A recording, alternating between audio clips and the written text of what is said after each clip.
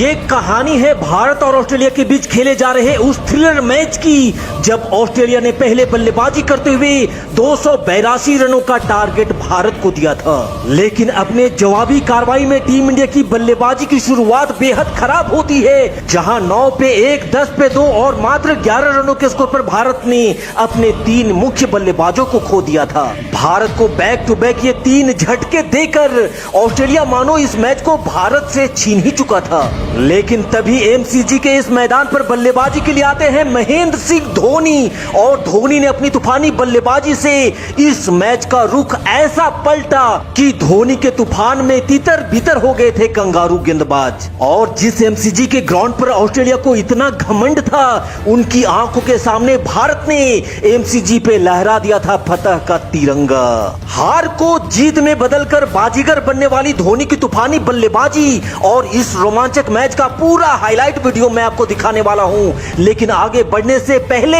अनहोनी को बना देने वाले होनी महेंद्र सिंह धोनी के नाम इस वीडियो पे एक लाइक जरूर दीजिएगा। टीम 5 वनडे मैचों की सीरीज खेलने ऑस्ट्रेलिया के दौरे पर गई थी, जहां सीरीज के पहले ही मैच में ऑस्ट्रेलिया ने भारत को 6 विकेट से हराकर सीरीज पे 1-0 की बढ़त बना ली थी। लेकिन अब बारी सीरीज के दूसरे मैच की थी, जो मेलबर्न क्रिकेट ग्राउंड पर खेला जा रहा था, और एमसीजी के इस ग्राउंड पर ऑस्ट्रेलिया को हरा पाना लोहे के चने चबाने के जैसा ही था। सीरीज का दूसरा मैच शुरू होता है, जहां ऑस्ट्रेलिया ने टॉस जीतकर पहले बल्लेबाजी करने का फैसला किया, और स्टीव स्मिथ, मैक्सवेल और स्टोइनिस ने तूफानी बल्लेबाजी करते हुए ऑस्ट्रेलिया को निर्धारित 50 ओवर में 281 रनों तक पहुंचा दिया था। लेकिन अब बारी टीम इंडिया की जवाबी कार्रवाई की थी, और इसके लिए अजिंक्य रहाणे के साथ हिटमैन रोहित शर्मा भारतीय पारी की शुरुआत करने मैदान पर आते हैं, और पहले ओवर की पहली गेंद पर ही रोहित ने सिंगल के साथ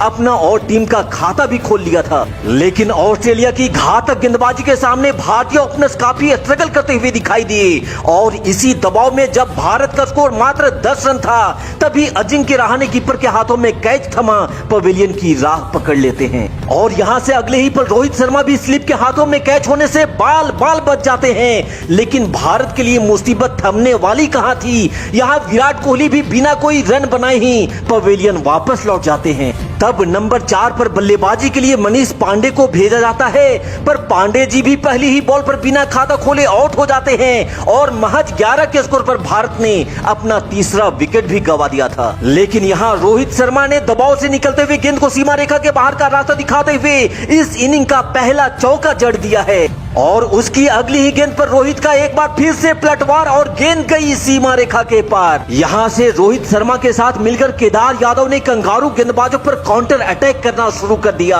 और विस्फोटक बल्लेबाजी करते हुए भारत के स्कोर को 50 रनों के पार तक ले गए। तब लग रहा था कि शायद भारत इस मैच में वापसी कर लेगा, लेकिन तभी पारी के 16वें ओवर में रोहित एक बड़ा शॉट लगाने के प्रयास में बाउंड्री पर कैच दे बैठते हैं, और 64 के स्कोर पर भारत ने अपना चौथा विकेट भी गंवा दिया। तब टीम इंडिया के संकट की इस घड़ी में महेंद्र सिंह धोनी भारत के लिए आखिरी उम्मीद बनकर के बल्लेबाजी के लिए मैदान पर आते हैं। लेकिन यहाँ से भारत के खाते में महज कुछ ही रन जुड़े थे कि तभी दूसरी छोर पर केदार यादव भी 24 रन बना करके पवेलियन की राह पकड़ लेते हैं, और महज 82 रनों के स्कोर पर टीम इंडिया के आधे बल्लेबाज अब पवेलियन में जाकर के बैठे थे। तब महेंद्र सिंह धोनी का साथ देने हार्दिक पांड्या मैदान पर बल्लेबाजी के लिए आते हैं, और पांड्या ने आते ही बॉलर की गति का इस्तेमाल करते हुए कीपर के ऊपर से गेंद को बाउंड्री के बाहर भेज 4 रन बटोर लिए, और फिर डाउन द ग्राउंड पांड्या का एक और करारा प्रहार, किसी के पास कोई मौका नहीं, 4 रन।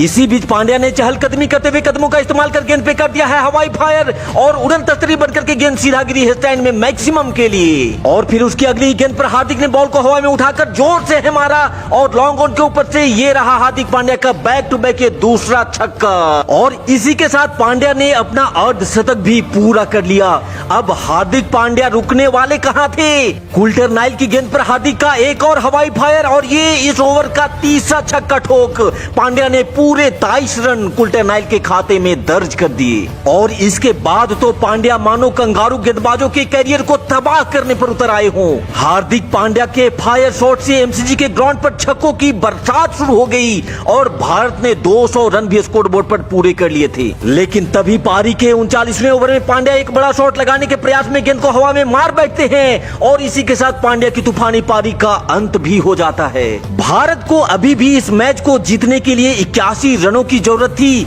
लेकिन भारत के लिए खुशी की बात यह थी कि एक छोर पर महेंद्र सिंह धोनी अभी भी खुट्टा गाड़ करके खड़े थे। तब भुवनेश्वर कुमार को धोनी का साथ देने के लिए मैदान पर बल्लेबाजी के लिए भेजा जाता है, यानी अब जो भी करना था अकेले धोनी को ही करना था। और इसी मकसद के साथ धोनी जो पहले शांत थे, अब उन्होंने तूफानी रूप धारण कर गेंद को बाउंड्री के बाहर भेजना भी शुरू कर दिया था। यहाँ धोनी का डाउन द ग्राउंड करारा प्रहार, किसी के पास कोई मौका नहीं और मिलेंगे पूरे के पूरे 4 रन। और इसी के साथ महेंद्र सिंह धोनी ने भी अपना अर्धशतक पूरा कर लिया है। दूसरी छोर से भुवनेश्वर कुमार भी धोनी का बढ़ चढ़ करके साथ दे रहे थे। ये मैच अब अपने आखिरी पड़ाव पर आ चुका था, जहां भारत को जीत के लिए आखिरी 18 गेंदों पर 25 रनों की जरूरत थी। 48वें ओवर की पहली गेंद यहां धोनी ने इतने जोर से बल्ला चलाया कि ओ हो गेंद गई सीधा 6 रनों के लिए दर्शक दीर्घा में। और उसकी अगली ही गेंद पर धोनी ने बाजुओं को खोलते हुए हवा में उठाकर गेंद को है मारा।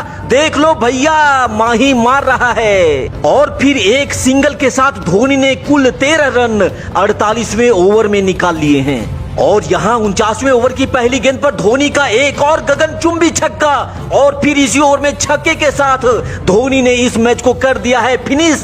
और 8 गेंद शेष रहते ही धोनी ने भारत को जीत दिलाते हुए तोड़कर चकनाचूर कर दिया है कंगारुओं के एमसीजी का घमंड। महज 11 रनों पर 3 विकेट खोने के बाद जिस तरह से पांड्या और धोनी ने अपनी विस्फोटक बल्लेबाजी से इस मैच का रुख पलटा है, इस बेमिसाल बल्लेबाजी के नाम इस वीडियो पे एक लाइक जरूर दीजिएगा।